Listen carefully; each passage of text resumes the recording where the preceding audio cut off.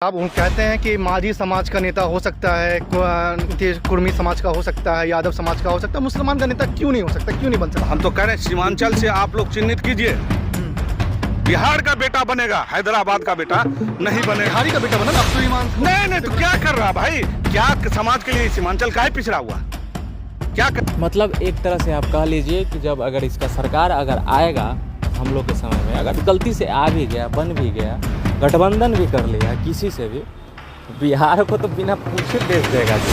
हाय आदाब सलाम नमस्कार सत श्री अकाल, मैं रोशन कुशवाहा और आप देख रहे हैं times of Sitamarhi. Times of Sitamarhi में आपका स्वागत है। जी हाँ, मैं बात कर रहा हूँ सीमांचल की। मैं अभी बात करने जा रहा हूँ ऑल इंडिया मजलिस इत्तेहादुल मुस्लिमीन को लेकर। जी हाँ, ऑल इंडिया मजलिस इत्तेहादुल मुस्लिमीन जब से सीमांचल में कदम रखी है तब से पता नहीं, पहले तो आरजेडी को तकलीफ होता था, अब सबसे ज़्यादा तकलीफ किसी को हो रहा है तो वो है जन सुराज के। आए दिन जन सुराज के नेता जो हमलावर रहते हैं, पता नहीं क्या हो गया है। और जब से ये तारिक अनवर साहब हर इंटरव्यू में सिर्फ ओवैसी साहब को कोसते रहते, कहते बाहर की पार्टी सीमांचल में चलने नहीं देंगे। भाई 2020 में कहाँ थे? 2020 में तो 5 विधायक जीते और आपके कहने से चलने नहीं देंगे। सीमांचल बिहार का बेटा बनेगा तो अख्तरुल ईमान साहब कहाँ का बेटा है? वो तो बिहार का ही बेटा है। इसीलिए ये सब जो आप बातें कर रहे हो और जिस पार्टी से आप बिलोंग करते हो उसकी सच्चाई रियलिटी सबको पता है। यूट्यूबर बीरू किशन जी के साथ हुआ है। वाकई में अगर बिहार में खुदा न खास्ता अगर प्रशांत किशोर की सरकार आ गई तो वाकई में इन लोगों को दिन दहाड़े ही बेच दिया जाएगा। मैं पूरा आप शुरू से अंत तक देखेंगे। पहले ये तारिक अनवर साहब की बात सुनिए। इनको इतना मिर्ची लगता है ओवैसी साहब के पार्टी से और ओवैसी साहब से, पता नहीं क्यों। क्योंकि एक ही बात मैं कहता आ रहा हूँ कि जिस तरह से सीमांचल का जो प्रशांत किशोर का सर्वे आया है उसमें ऑल इंडिया मजलिस इत्तेहादुल मुस्लिमीन काफ़ी मजबूत है। इसीलिए आए दिन इनको सिखा दिया गया है, इनको तैयार करवा दिया गया है कि तारिक अनवर साहब आप डेली इंटरव्यू दो और डेली इंटरव्यू में एमएम के बारे में उल्टा सीधा बोलो, आप ओवैसी साहब को उल्टा सीधा बोलो। लेकिन जितना ये बोलेंगे ओवैसी साहब की पार्टी उतनी मजबूत होती है। पहले इनका बात सुनिए। आप एक वीडियो हमको दिखा दीजिएगा, मैं उनको भेज दूंगा। लगातार मुसलमान पे बिहार में कुछ ना कुछ हमला होते रहता है।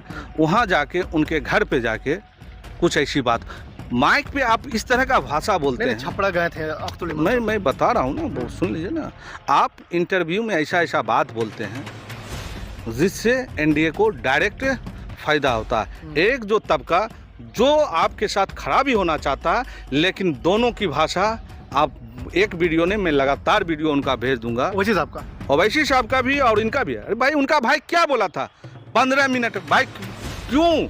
आप पूरे मुसलमान का लीडर हैं, आप बैठने का काम मत कीजिए। तारिक भाई, ऑपरेशन सिंदूर के बाद जिस तरह से ओवैसी साहब का कद बढ़ा है, जिस तरह से वो हिंदुस्तान के अंदर रह के जिस तरह से पाकिस्तान को बैक फुट पे ले गए, क्या नहीं बोला?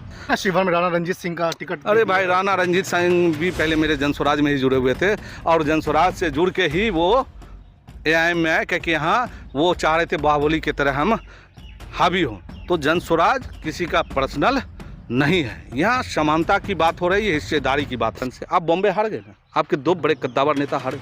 क्यों हारे? आप जिस विचारधारा को वहाँ पे एनसीपी खेला कर दी ना उनके साथ, तब हारे। आप जो विचारधारा को लेके चलते हैं वो कुछ वोट आ रहे, 200-250 वोट आ रहे एनसीपी के कैंडिडेट के। नहीं, आप जिस विचारधारा को लेके चलते हैं वो विचारधारा खास करके हिंदुस्तान में नहीं चलेगा। बंटवारे का विचारधारा हम लोग। तो उनका भी कहना कैसे गलत है तारिक साहब? वो कहते हैं कि माझी समाज का नेता हो सकता है, कुर्मी समाज का हो सकता है, यादव समाज का हो सकता है, मुसलमान का नेता क्यों नहीं हो सकता, क्यों नहीं बन सकता? हम तो कह रहे हैं सीमांचल से आप लोग चिन्हित कीजिए। बिहार का बेटा बनेगा, हैदराबाद का बेटा नहीं बनेगा। बिहारी का बेटा बना ना, अख्तरुल ईमान। नहीं तो क्या कर रहा भाई, क्या समाज के लिए सीमांचल काहे पिछड़ा हुआ, क्या करें? अगले बार तो ओवैसी साहब आके यहाँ बहुत वादा करके गए थे ना, हॉस्पिटल खुलेगा, क्या क्या वादा करके गए थे। आप लोग भी मीडिया में थे, वादा पूरा हो गया तो बता दी। वो देखिए, जज्बात में मुसलमान नहीं फंसे, मुसलमान अपने अधिकार के लिए लड़े, सब भाई को लेके लड़े। मैं तैयार हूँ उनके साथ, लेकिन बिहार का पार्टी बने, बाहर का पार्टी और बाहर के लोग हमको नहीं चाहिए। हम कहाँ हैं? हमें उस जज्बात में नहीं फंस के अपने वोट को बर्बाद करना। आज मान लीजिए 4 से 5 सीट जीत के गए, वो विधायक रहे, कहाँ गए? तो ये अगर आप विपक्ष में रह के मुसलमान की हक की लड़ाई लड़ते, आप उसको भी नहीं रोक पाए। क्यों नहीं रोक पाए? क्योंकि यहाँ पे कुछ चीज जो चल रहा है, वो जो दिखाई दे रहा है वो नहीं। तो आपने सुना जो मन में आ रहा है वो बक रहा है। इसी से पता चलता है कि कितनी बेचैनी, कितनी घबराहट है जन स्वराज के नेताओं को।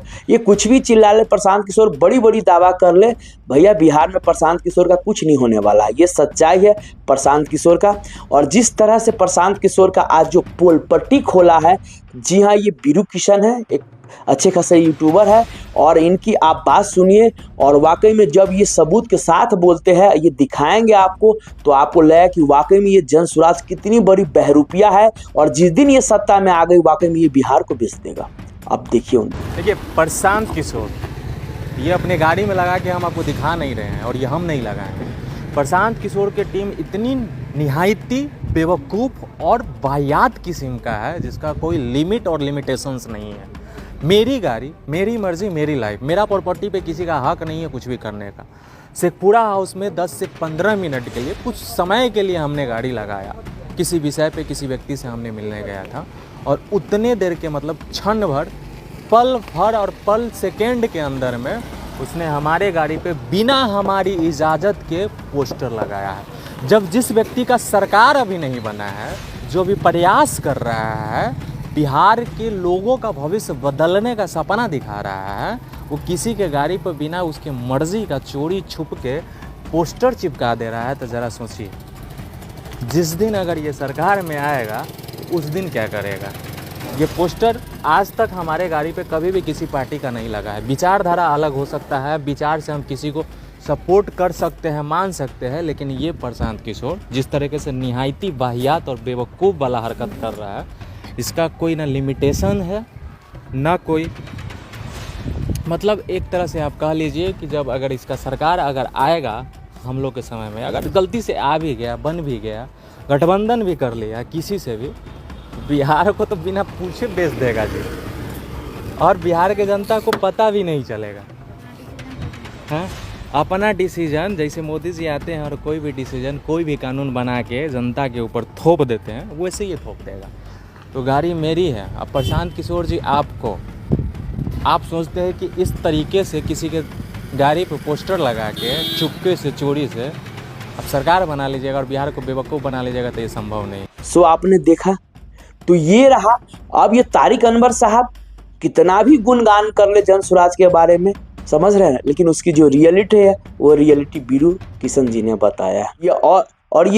ये ऑल इंडिया मजलिस इत्तेहादुल मुस्लिमीन को भला बुरा कहते हैं, पहले अपने जन स्वराज के गिरबान में झांक के देख लीजिए। जी हाँ, जन स्वराज एक प्रोपगेंडा के तहत आया हुआ है, और किसके लिए वो काम कर रहा है इस सबको पता, किसी से छुपा हुआ नहीं।